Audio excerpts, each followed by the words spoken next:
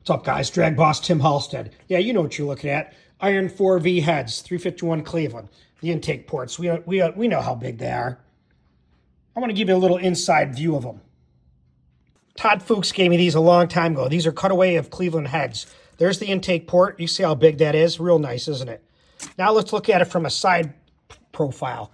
Yeah, big. Put your whole hand in there. But they say this area is a little bit lazy in here. And it may be if you don't have the right gears or the right cam.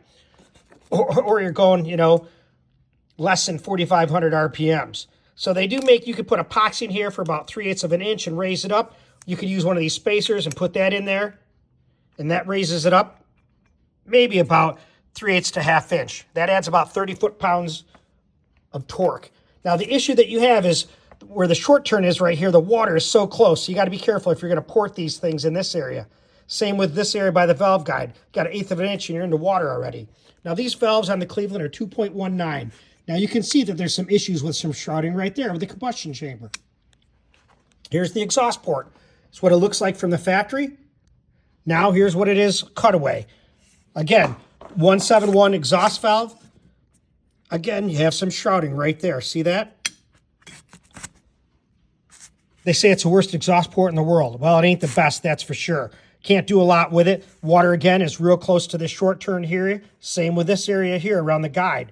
With the Pro Stocks, what they do is they cut it right off here. Boom. Now there isn't any port roof. Now you got great flow, and it looked like that. You can see the bottom of the port floor right here. They flowed like gangbusters. Darren Morgan said with the right combo, you could pick up close to 100 horsepower. So here it is right here again, the combustion chamber. Great looking view with a cutaway. There it is there, both intake and exhaust. Now, when they were racing the Cleveland in NASCAR, right, they had some issues going 500 miles and they'd get head gasket issues. So they put a load bolt in here. They drilled right through here and put a bolt in there with a head right against this part of the combustion chamber to help support that. Kind of looks like this on the cutaway. Right down in here. Because you can see that combustion chamber is so close and there's nothing supporting it in the back. Now, because they had valve shrouding issues, they actually notched the bores in the blocks. Right here is where the intake is. You can see that's notched right there. And there's the exhaust right there. They did that to help reduce the valve shrouding. Remember, this is a 4-inch bore.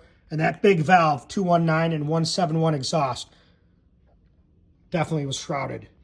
So there it is, guys. 3 minutes on Cleveland Iron 4V heads. Kind of give you the inside scoop on them.